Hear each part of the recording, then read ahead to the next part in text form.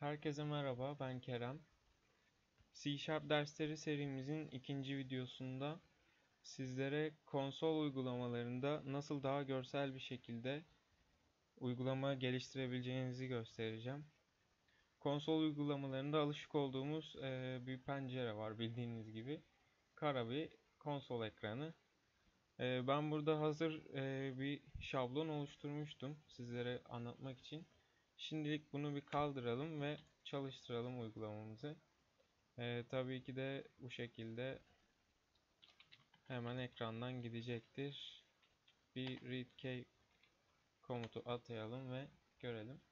Bu şekilde kara bir ekranda çalışmaktansa bu pencereyi özelleştirip daha güzel bir şekilde kullanıcıya sunmak tabii ki herkes ister.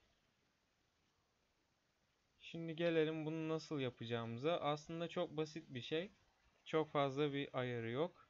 Kodlarımı tekrar buraya yapıştırıp üzerinden hemen gidelim. Öncelikle konsolumuzun bir başlığa ihtiyacı var tabii ki. Burada projemiz artık neyle alakalıysa konsolumuza istediğimiz başlığı verebiliriz.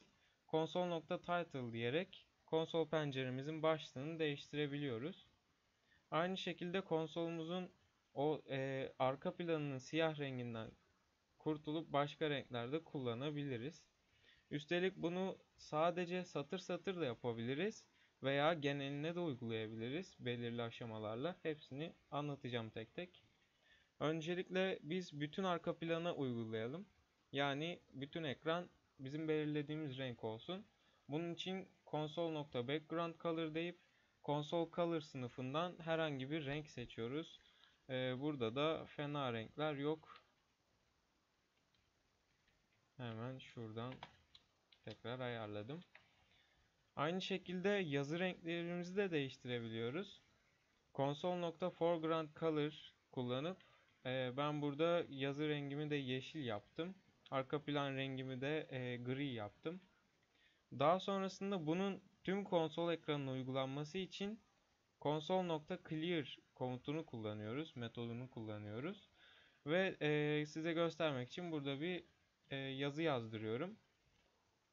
Daha sonrasında konsolum kapanmasın diye readkey deyip burada bekletiyorum.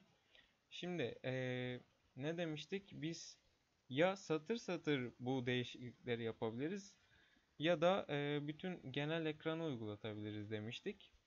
Ben burada genele uygulattım. Öncelikle bir çalıştıralım bakalım. Sonucumuzu görelim. Gördüğünüz gibi başlığım değişti, arka plan rengim değişti ve yazı rengim değişti. Ben tekrar tıkladım. Tekrar enterladım. İkinci yazdığım yazılar ve renkler geldi. Şimdi ben bunları satır satır yapmak istiyorsam mesela belirli bir arka plan rengi belirledim. Uygulamam o arka plan renginde çalışacak. Fakat bazı satırlarda ben renk değiştirmek isteyebilirim.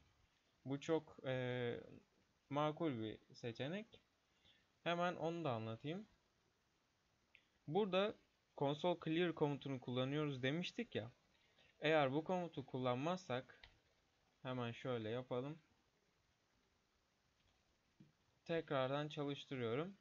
Bakın gördüğünüz gibi yine ilk ayarladığım geldi.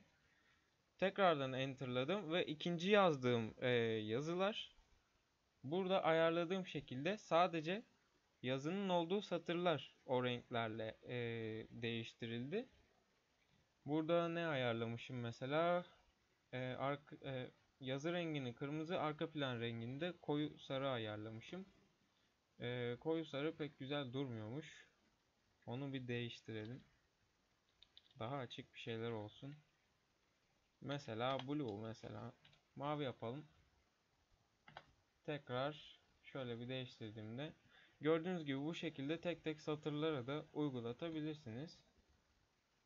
Mesela ben bunu alayım. Üsttekine şu şekilde koyalım. Burayı böyle çalıştıralım.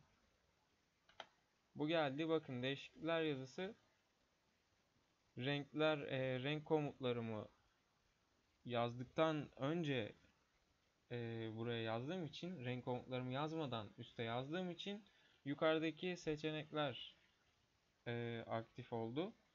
benim aşağıdaki değişiklik iki yazıma bu defa yeni ayarladıklarım geçirildi. Bu şekilde konsol uygulamalarımızı daha güzel hale getirebiliriz. Aynı şekilde şurada gördüğünüz simgeyi de değiştirebilirsiniz. Onu da göstereyim hemen. Project menüsü altından uygulama adımız benim Console Application 1. Buradan Properties'e giriyoruz. Bende şu anda bir ikon atanmış durumda. Bunu buradan değiştiriyorsunuz. Bende şu an gözükmemesinin sebebi Visual Studio'dan kaynaklandığını düşünüyorum. Debug modda olduğumuz için şu an. Ancak şu şekilde Open Folder in File Explorer diyorum. Debug klasörüme girdiğimde gördüğünüz gibi uygulamamın simgesi var. Buradan çalıştırdığımda herhangi bir sıkıntı yok. Pencere ikonu vesaire her şey değişiyor. Onda bir problem yok. Bu dersimizin burada sonuna geldik arkadaşlar. Videomu beğendiyseniz aşağıdan bir beğenme bırakmayı unutmayınız.